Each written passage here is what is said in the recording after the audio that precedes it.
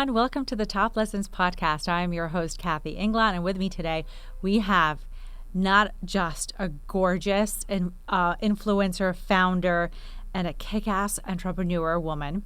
She is also here to represent her beauty brand, Samreen's Vanity. With me, welcome everyone, Samreen Arshad. Thank you for joining the show, Samreen. Hi, Kathy. It's so nice to be here. Pleasure is mine. Thank you. We are going to go through not just who you are, but what your brand is. And I brought some of my favorite products with me today, and we'll discuss them in more Yay. detail. But I just wanted to give you the credit where the credit is due. You are a accredited makeup artist, an influencer, a founder, a beauty brand that's reshaping the global narrative of what is South Asian heritage and the psychology of beauty rituals. You are also a University of Michigan grad, which I know there's hundreds of thousands of them, a background in automotive industry, which is slightly different from the makeup beauty brand, but you bring together this analytical thinking that allows, obviously, this creative vision of work. You were featured in many magazines, I'll just name a few: Harper's Bazaar, The Today Show, and Glamour. And obviously your journey is very different from those that we've seen on many Sephora brands, but it's one that inspires a movement of beauty, of resilience, cultural pride, and entrepreneurial grit. So, to start the show off, I wanted to make sure everyone understands I do not, and I have never promoted a brand, especially a beauty brand, where I bring products to the show. And this is the Okay. first. Only because for some of you, I'm wearing one of the products that I love, and Samreen was sent me a new refill because I literally used it until it was dead. It's called, the best name out there, Nudie Patootie. For all of you out there, I have been wearing this for the whole day, and it's still on, which is why I love your products. No. But to take a step back and kind of talk about you and the brand.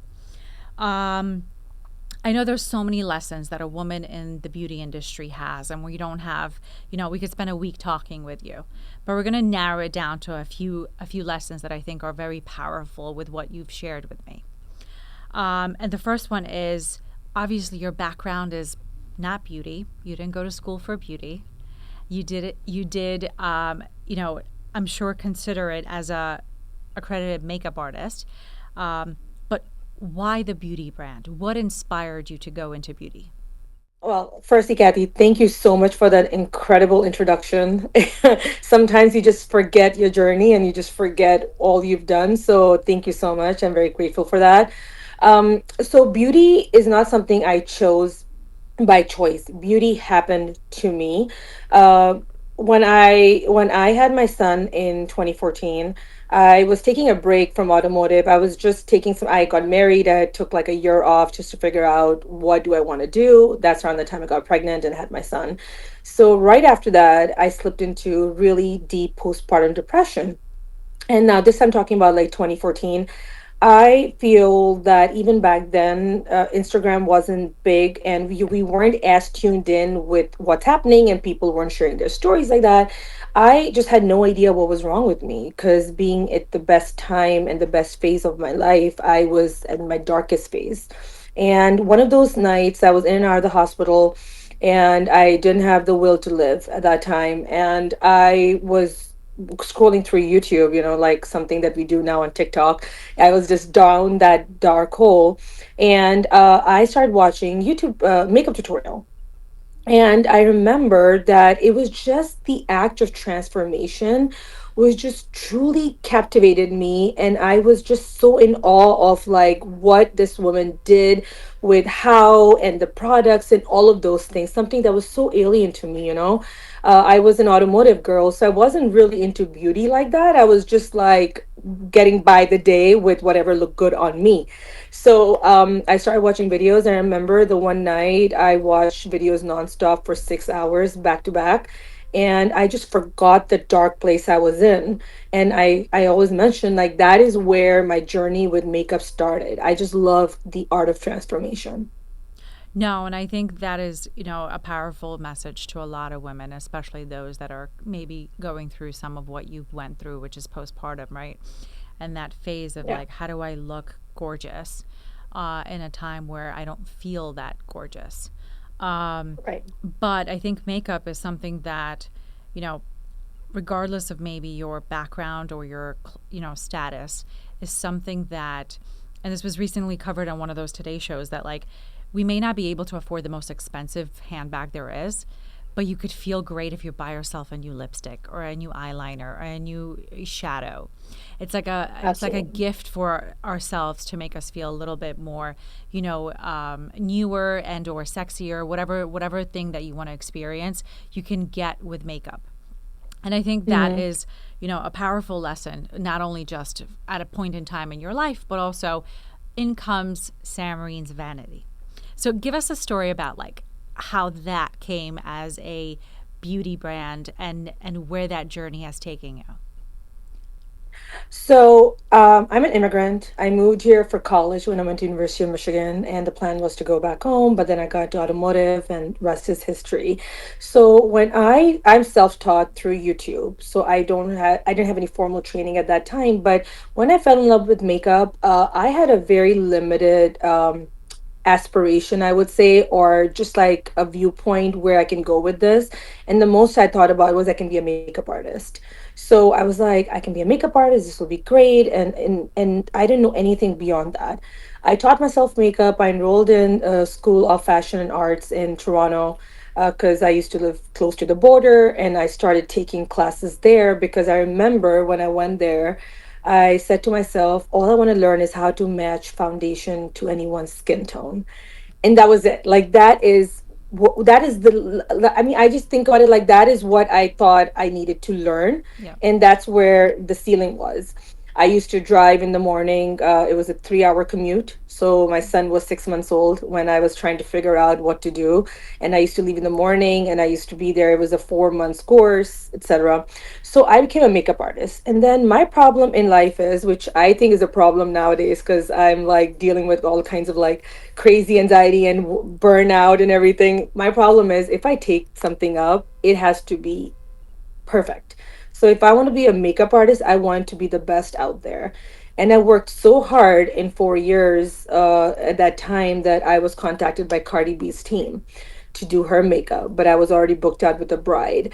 So the reason I mention this is that sometimes people think, oh, she must be artistic, or she knew it, or she always grew up with makeup. No, I didn't grow up with makeup. And so that is when I thought maybe I'll be a makeup artist. While I was a makeup artist, I remember in 2016 or 2017, Instagram was taking off like Yeah. big, and all beauty creators, buyers, lovers were moving on to Instagram. And I was like, okay, great. Like maybe I'll be in this influencer thing that everyone is doing now and get free makeup so I can use it on my clients.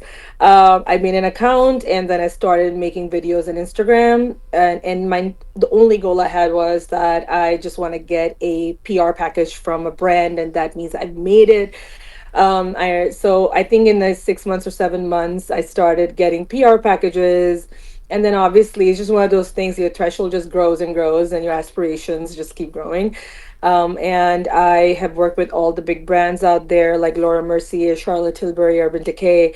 And I started learning a lot about the industry, and I started seeing the white space that's out there, because there would be campaigns that we would pitch for, and Samreen, the South Asian woman, immigrant mom, never picked up for the campaigns. And I would see my work and other influencers' work, and I started seeing that gap in between, that I really don't think that brown women, were really seen as a focus group, Yeah. or they weren't seen as there's an audience out there. Now, mind you, we're 2.1 billion of us in the Mm-hmm. world, and we're a lot of us. And it was just weird, because this I'm talking about like 2018, 2019 is when I got deep into it, and I was like, there's no makeup brand out there till that date that actually represented or catered to someone who looked like me. So that's when I was intrigued, and then I was like, maybe I should get a job at Sephora. So I was like, I'll get a job at Sephora, I'll work my way up to the ladder and see what I do then. I was thinking of going the corporate side, because I couldn't have even imagined that I would have my own cosmetic line, right? Yeah. Who like Samreen, just this mom dealing with postpartum depression. So I would go to a local Sephora. We just had one in town. We lived in a very small, non-diverse town. And I would just go there and show my portfolio and be like, oh, I just want a sales floor job. Because I was like, at least it'll give me this and I can work my way off. I think I applied for a year and a half. Every opening they had, I would walk in randomly. Like, I don't give up easily, and I just kept at it. And I was never called in for an interview, not once.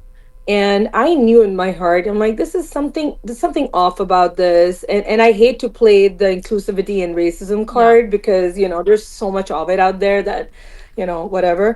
But I was just like, what is going on? And I remember one day I was standing in that same Sephora and I looked around and there was all these like beautiful pictures and advertisements and campaigns and everything.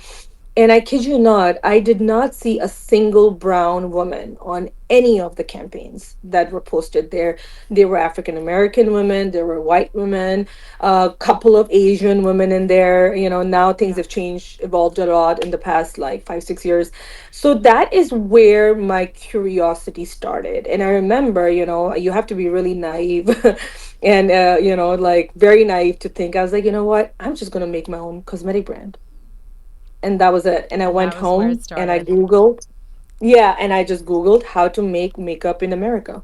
I love it. That was I it. think I think, sometimes people think that there's this like amazing, you spent 10 years thinking of a plan and it's now coming into fruition. But I love hearing stories like yours where it was like I see a gap, it's like a light bulb goes off and you go, I'm doing this. I'm doing this because I Mhm. know that I could help women like yourself. And also, let's just call it out. 2.1 billion is a lot of gap, right? So Yeah. if 2.1 billion people bought nudie patootie, we'd be okay. Yeah, um, we would definitely be okay. yeah, yeah. So we're gonna make this happen for Samreen and her brand because I think we could do it. Yeah. But at the same time, I just wanted to show everyone the packaging and there's a reason I put it here is because when you see the beauty of the packaging, you do think of the South Asian heritage.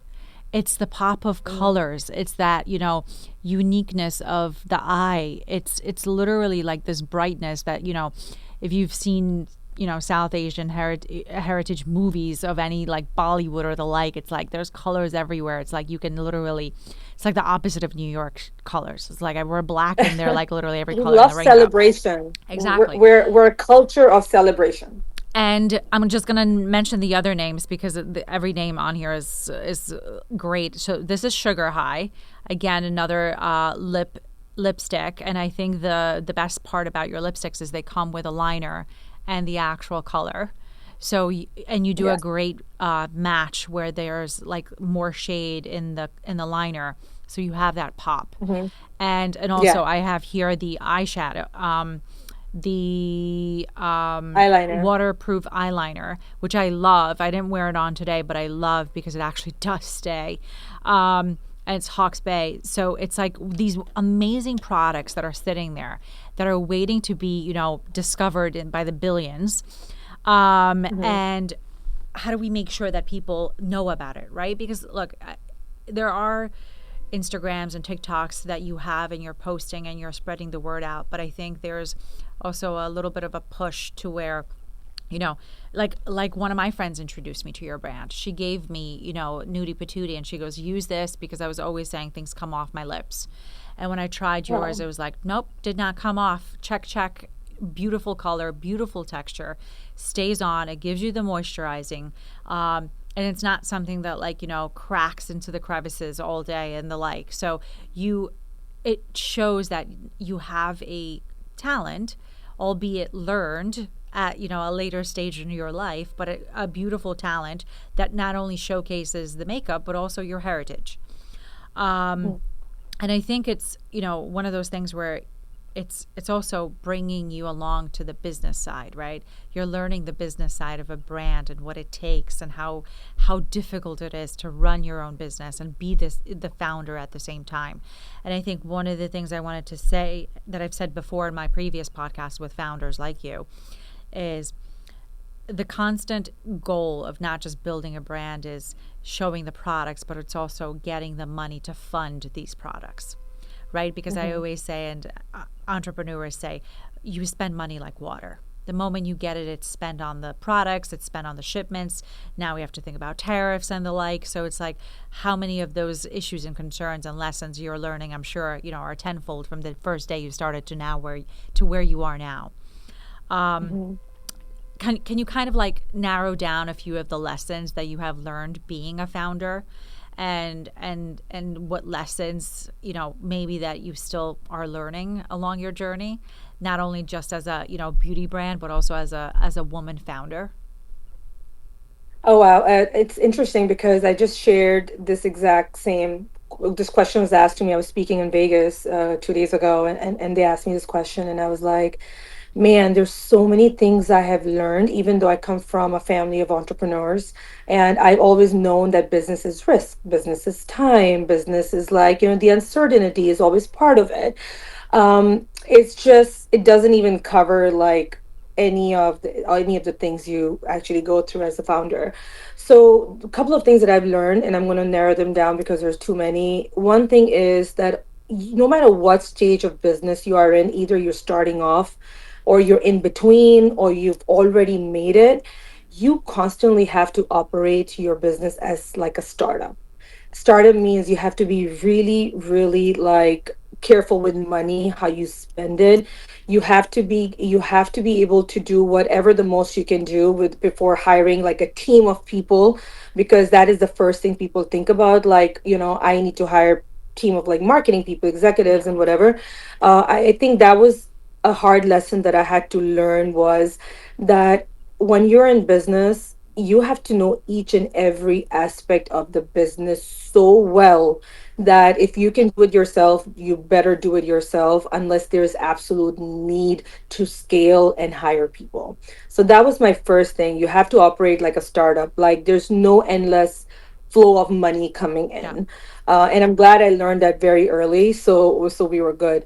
The second thing I learned was that always go with your gut, because I can tell you all of my wrong decisions I have made was because I thought of someone in with a title or in a Yeah. position of authority, and I said, well, if they're saying this must be right and we should do it, even though in my gut I was like, man, this is expensive, this is wrong, seems, whatever it was I was thinking. But I went with advice or decisions of people with titles, and I want people to know that go with your gut, because nobody knows what is best for your business better than you.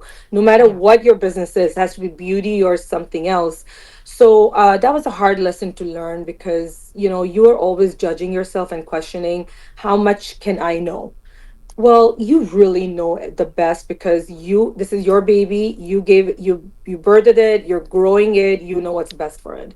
So I think these two lessons were really truly my biggest lessons of entrepreneurship so far, which I'm going to live by forever. I love the first lesson, especially because I could tell you, I know of plenty of founders who run out of money because they think it's going to be a constant flow of money coming in. And that assumption of that, there's always going to be someone, writing a check to invest in me. And when there is no one and you've spent it all, you have a very hard decision. You need to close your doors because you cannot no longer afford to make your company thrive. And I think Yeah. that lesson that you mentioned is something that can't be learned easily. It has to come from, managing 101. And like you said, before you overhire or even consider hiring more, it's on you to say, do I need this person and at what level? Because people like yourself, I'm sure, get advice from everyone that is in business and thinks they're the smartest and the brightest. And it's like, what Hmm. if you hired this, marketing person? They could do this. And you're like, yes, but at what cost to me and my bottom line? And I think Yeah. you yourself know, A, what you can afford, and two, what, I always said, if there is a middleman to whatever it is that you need to do, and you are going to just pass the information to the middleman, get rid of the middleman. There's no need Yeah. for that, tier. And it comes to Yeah. so many corporate, functions that I've worked in. It's like the layer upon layer to be like, they're not adding, they're not, changing your message. They're just passing Yeah. it through. So I think Yeah. that those lessons are so vital to a successful company. Um, Mm-hmm. and also, if you don't know what your books look like, or if you don't know what your choice of brand or the picture on your covers is, it's like you're not going to be able to speak about it in that I believe I know what I'm doing light that someone else is that's actually working on the packaging or working on your Mm-hmm. colors. It's like you Mm-hmm. really have to own 100% of it. And if you're at the top where you're like, oh, I'm going to remove myself, that means you've made it that much that you can remove yourself and go on vacation and forget that the company is running, right? And I think Right. most people Yeah. who are even involved in companies, are still touching point on many of the decisions that they're making. They're just not maybe in every single decision throughout the day. Um, Yeah. so I think that is an amazing two lessons. So what motivates you? What is that motivation that gets you out of bed every day and says, I'm doing this? I am somebody who dreams big. I've always been that person. I've envisioned things in my head. Like, I've envisioned my products in one of the biggest stores in the world. I've envisioned myself having a certain lifestyle once I exit. What am I going to do after? Like, I there's so much I want to do. And honestly, that is just I'm thinking about what 10 years from now. So I'm not waking up every day for what's happening today. I'm Yeah. always constantly thinking that I can't rest until I achieve this goal, and that it's very different to each person, Yeah. right? And it's like, for me, that's what gets me out of bed every day. I love to work. I love what I do. And my biggest thing is I just want to leave the beauty industry better than it was when I added on. Like, I want to leave a legacy. And the legacy is not just that I made these products which were great. It goes beyond that. And I think today's environment is ideal for that. Everybody wants a sense of belonging. Yeah. And it's so important because we're really losing that. We're all going back to our basics, like our roots. Yeah. And we want to feel that we belong, we are celebrated, we are, we're seen, and that we are here to stay. Oh, for So, sure. as an immigrant in America, I know when I started off, my dream was to build the American dream. Yeah. And there's nothing better than showcasing it to other people like me that you can have a better life. You can come here and you can build the American dream. Like an immigrant mom like myself decided I'm going to have a makeup line. Yeah, no, and trust me, a hundredfold your story because I also am an immigrant, and it's I Hmm. always say it's not off the boat, it's off the plane, in my case, Yeah. but Yeah. it's a story of if you believe it and you want it so bad that you can taste it, you'll do everything and anything to get to that dream at the end of the rainbow. And I love Absolutely. what you said, you're thinking 10 years from now, because if you don't have that vision, who else will, right? It's like, who else will think of Hmm. that big picture? And you have to have a big picture. You can't just think of every day, what do I have to do today? Those are tasks. That's not a vision. Hmm. A vision is, Yeah. I want to see my makeup in the biggest stores in the world and making sure that, little girls from any part of the South Asian continent say, this makes me feel nicer and more beautiful, and someone seeing me because, I look like the Hmm. packaging or something like that, or the colors Right. represent who I am, right? So it's Hmm. that kind of vision. And I love your tagline, the beauty of belonging. I think it's something that, Hmm. like, when I read, I was like, oh, that's like it hurt, like that touches the heart. You go, I could see Yeah. some little girl going, it's, I belong here. I belong in this brand, and Hmm. it speaks to me. And I think the South Asian heritage and the culture of South Asian beauty is so diverse. If you lined up ten women from any of parts of the South Asian belonging, heritage, you're going to have so many shades of color just on skin color, and eye color and the like. So you when you see that in a brand, and we hope that the vision of your vision is represented even faster, and not in 10 years, but let's call it out and manifest it that it's in by five Yeah. years, if not shorter. Got it. Because I think it's something that when you walk into a store and you would see this on the shelf, you'd be drawn to it because of the color. It's something that, Yeah. like, we're used to the shades of, pink and red, but we're not used to this color Mm-hmm. of pink and the brightness and the duality of both of these ends, I think just Mm-hmm. makes it just stand out. Um, and I look forward to one day someone saying, "Oh, I found you on the podcast, and that's why I bought this line for Wow. 2.1 billion of you." And those that are not even from the South Asian heritage, the billions of people from every single part of this world, I'm like, you have to go and try this. And the goal is to shut down her website so that many orders are produced. Um, but also make sure that we get you more interested, capital, so that you can Mm-hmm. expand and grow bigger. Because I think at the end of the Right. day, what I refer to and what you refer to is, you have to make sure you're always counting your dollars and cents. And anytime someone Mm-hmm. invests in the brand, they believe in your vision and they believe in Yeah. making it, the global brand that it deserves to be. Um, and at the end of the day, it's like, making everyone feel like they belong, I think is the best tagline we can represent together. Yeah. So I always bring a question to everyone that I have on the podcast is, I have this see it, be it moment. So for all those little girls that are looking at you and saying, she's beautiful, I want to look like her, how do I become her?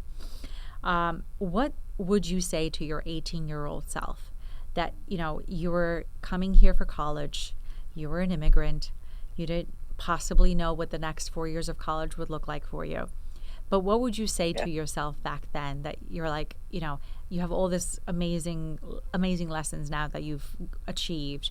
What stands out that you would say to your younger self and say, I did what? Or what would that lesson be?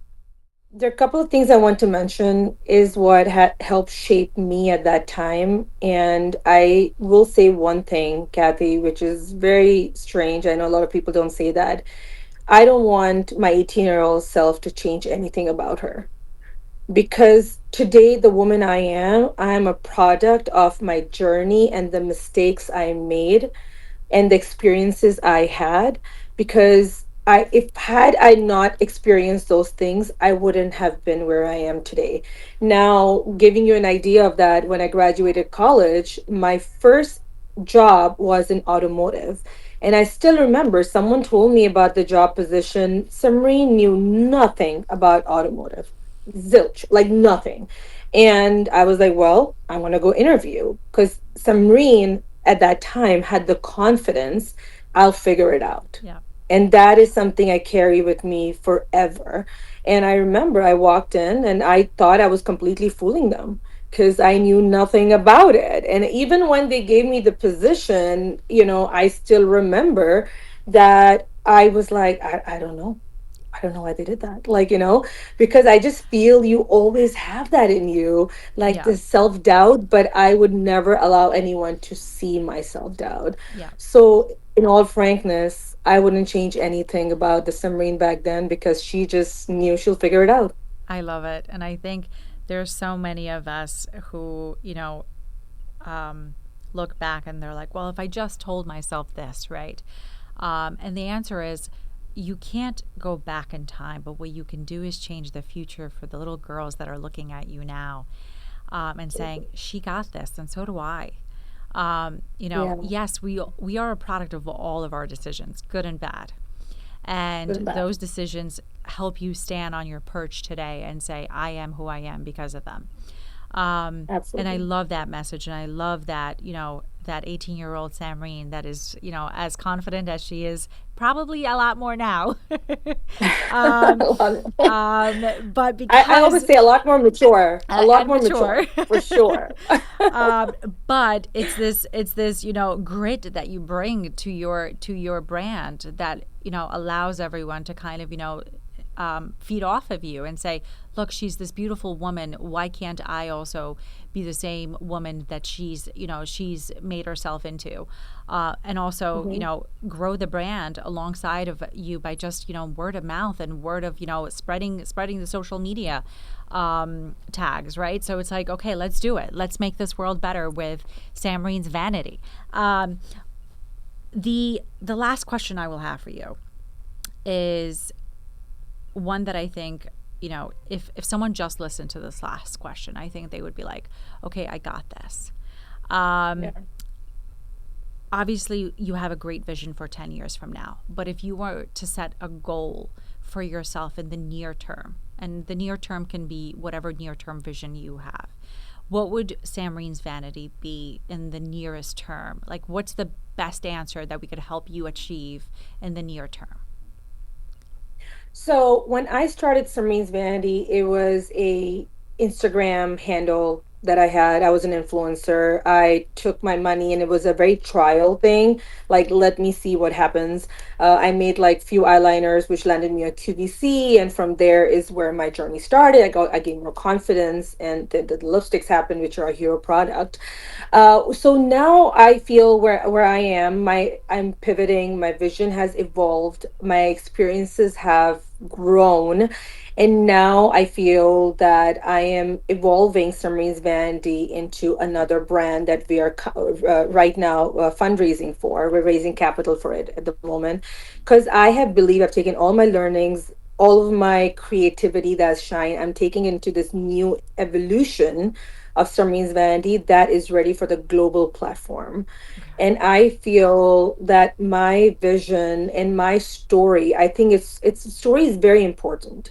Where you come from and what your vision is. Today, when I look out, there are like 20 skincare brands scientifically founded, blah blah, and I feel there are just so many of them. But yes, when a woman like myself walks into a boardroom asking for funding, those things are hard to do. Yeah, So I feel like, you're just set up. There's so much set up against you that, you can't be bothered about that. You just have to keep fighting the fight until you get your outcome. So I believe right now my goal is to take my product, the evolution of Sarmeen's Vanity, that we're looking to launch next year, on the global frame where people can see my story and believe that if she did it, I can do it too. I love it. So we're going global Yeah. very quickly. That's the goal. We're going global. That's That's a goal. awesome. So I say this metaphor in my entire corporate career, and I think it sticks because it's very easy to follow. And I always say, as a company, who are you? Are you the bicycle, the Toyota, or the Ferrari? And Mm-hmm. it's always, I loved the Ferrari because it's something like I remember seeing as a child and being like, wow, that's like the dream car in my world. So, whatever it is that your dream car is, it's like that's Yeah. the aspiration, right? Because when you hear that engine and you hear that roar, it's like, you're looking at something that's luxurious and expensive, and it's Mm-hmm. just like the top of the mountain. So I think it Mm-hmm. solidifies kind of like the same thing for your brand. It's like you're at a stage now where you're dominating, but you're not global just yet. So with that Mm-hmm. 2.1 billion supporters behind you, we're making it global, and we're going to help you fundraise so that you can be that top of the mountain Ferrari in your industry. And I think it's going to be the best step forward ever because one, we're going to go viral. Two, we're going to make sure that, the brand is on every shelf in the major stores that you're dreaming about.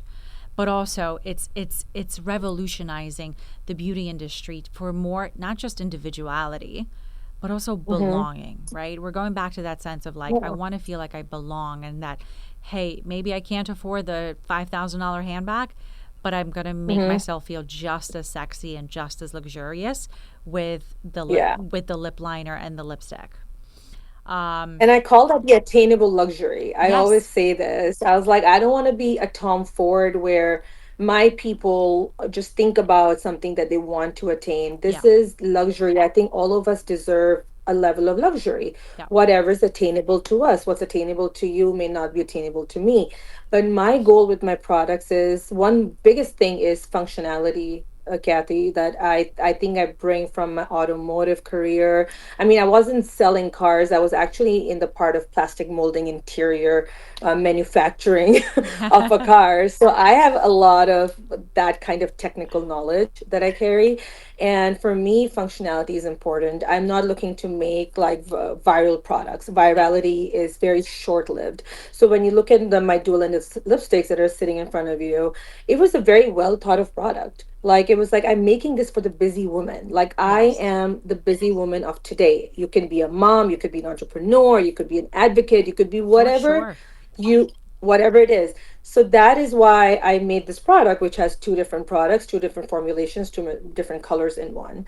So I think that is pretty much the goal behind it. No, and I think it's something that, for the simplicity of, I don't want 10 products in my handbag, right? I want one. And Yeah. the ease of travel, whether I'm, running to the grocery store or I'm going out for a night out. I don't want to hear clunking in my bag. I want to have one product that works and works well, because I've been wearing this all day and it's still on me. And for those of you wondering, I think I put it on like at 8 in the morning, and now it's six after 6, so it stays. Um, and also, the functionality of a brand that has a line of products that not just work, but also the ingredients speak for themselves. Not Mm-hmm. to call out the recent posting of Louis Vuitton going viral with makeup now. And I could tell Yes. you from someone that I know who works there, it's like, good luck drinking a cup of coffee, it's going to come off. And it's Yeah. like, okay, I'm sure that people will quickly notice that they're paying for the packaging and not for the actual, luxury of wearing whatever it is that's in that lipstick.